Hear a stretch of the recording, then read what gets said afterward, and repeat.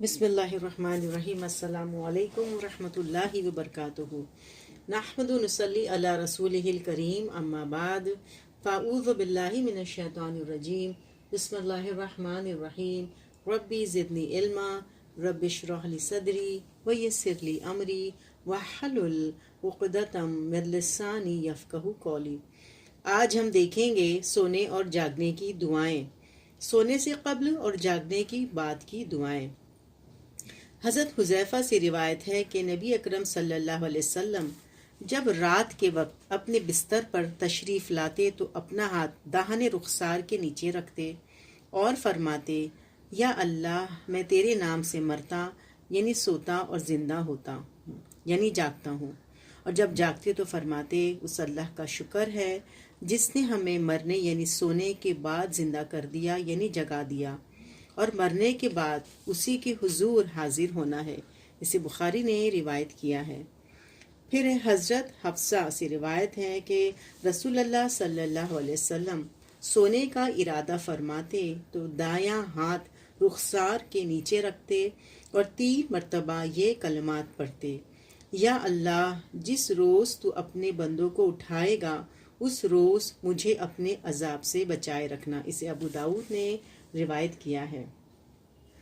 پھر حضرت ابو ہریرہ کہتے ہیں کہ رسول اللہ صلی اللہ علیہ وسلم نے فرمایا، جب تم میں سے کوئی اپنے بستر پر آئے تو پہلے اپنے تہ بند کے کونے سے بستر کو جھاڑے، کیونکہ اسے معلوم نہیں کہ بستر پر کیا پڑا ہے۔ پھر یہ دعا پڑھے، اے میرے رب، تیرے نام سے بستر پر لیٹتا ہوں اور تیرے نام سے اٹھوں گا۔ اگر تو نے میری جان اپنے پاس روک لی تو اس پر رحم فرمانا، اور اگر واپس بھیج دی تو اس کی ویسے ہی حفاظت فرمانا جیسے تو نیک بندوں کی حفاظت فرماتا ہے۔ اسے بخاری نے، مسلم نے روایت کیا ہے۔ پھر ہے حضرت ابو ہریرہ کہتے ہیں کہ حضرت فاطمہ نبی اکرم صلی اللہ علیہ وسلم کے پاس خادم مانگنے حاضر ہوئی تو آپ صلی اللہ علیہ وسلم نے فرمایا، کیا میں تجھے وہ چیز نہ بتاؤں جو خادم سے بہتر ہے؟ ہر نماز کے بعد اور سونے سے قبل 33 مرتبہ سبحان اللہ، 33 مرتبہ الحمدللہ اور 34 مرتبہ اللہ اکبر کہو۔ اسے مسلم نے روایت کیا ہے۔ حضرت عائشہ صدیقہ فرماتی ہیں کہ رسول اکرم صلی اللہ علیہ وسلم جب اپنے بستر پر تشریف لاتے تو قل هو اللہ احد، قل اعوذ برب الفلق اور قل اعوذ برب الناس تینوں صورتیں پڑھ کر اپنے ہتھیلیوں پر پھونک مارتے اور انہیں اپنے چہرے پر پھیرتے، نیز اپنے جسم کے جتنے حصے تک ہاتھ پہنچ سکتا اس پر بھی پھیرتے۔ حضرت عائشہ فرماتی ہیں کہ جب نبی اکرم صلی اللہ علیہ وسلم بیمار ہوتے تو مجھے حکم دیتے کہ میں تینوں صورتیں پڑھ کر ہاتھوں پر پھونکوں اور آپ کے جسم پر پھیروں۔ اسے بخاری نے روایت کیا ہے۔ پھر ہے نیند میں برا خواب دیکھنے پر 3 بار تعوذ پڑھنا چاہیے۔ حضرت جابر کہتے ہیں کہ رسول اللہ صلی اللہ علیہ وسلم نے فرمایا، جب تم میں سے کوئی شخص ناپسندیدہ خواب دیکھے تو 3 مرتبہ بائیں طرف تھوکے اور 3 مرتبہ اعوذ باللہ من الشیطان الرجیم، میں شیطان مردود سے اللہ کی پناہ مانگتا ہوں پڑھے اور جس کروٹ پر لیٹا تھا اسے بدل دے۔ اسے مسلم نے روایت کیا ہے۔ پھر نیند نہ آنے پر یہ دعا مانگنی چاہیے۔ حضرت زید بن ثابت کہتے ہیں کہ میں نے نبی اکرم صلی اللہ علیہ وسلم کی خدمت میں بے خوابی کی شکایت کی تو آپ نے فرمایا، یوں کہو، اے اللہ، ستارے ڈوب گئے، لوگوں کی آنکھوں نے سکون پایا، تیری ذات زندہ اور قائم ہے، تجھے نیند آتی ہے نہ اونگ، اے زندہ اور قائم یا رکھنے والی ذات، میری آنکھوں کو سلا دے اور اس رات مجھے سکون عطا فرما۔ اسے ابن سنی نے روایت کیا ہے۔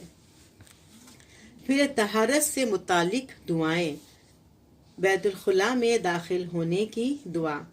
حضرت انس سے روایت ہے کہ نبی اکرم صلی اللہ علیہ وسلم جب بیت الخلاء میں داخل ہوتے تو فرماتے، اے اللہ، میں ناپاک جنوں اور جنیوں سے تیری پناہ چاہتا ہوں۔ اسے بخاری نے روایت کیا ہے۔ پھر بیت الخلاء سے نکلنے کی دعا۔ حضرت عائشہ سے روایت ہے کہ نبی اکرم صلی اللہ علیہ وسلم جب بیت الخلاء سے باہر آتے تو فرماتے، یا اللہ میں تیری بخشش کا طلبگار ہوں۔ اسے احمد، ابو داؤد، ترمذی، ابن ماجہ نے روایت کیا ہے۔ پھر غسل کرنے سے قبل یا دوران غسل یا غسل کے بعد کوئی دعا پڑھنا حدیث سے ثابت نہیں۔ وضو سے قبل بسم اللہ پڑھنا ضروری ہے۔ حضرت سعید بن زید کہتے ہیں کہ رسول اللہ صلی اللہ علیہ وسلم نے فرمایا، جس نے وضو سے پہلے بسم اللہ نہ پڑھی تو اس کا وضو نہیں ہوا۔ اسے ترمذی اور ابن ماجہ نے روایت کیا ہے۔ پھر ہے وضو سے قبل نیت کے مروجہ الفاظ نویت ان اتودع حدیث سے ثابت نہیں ہے۔ وضو کے بعد یہ دعا پڑھنا مسنون ہے۔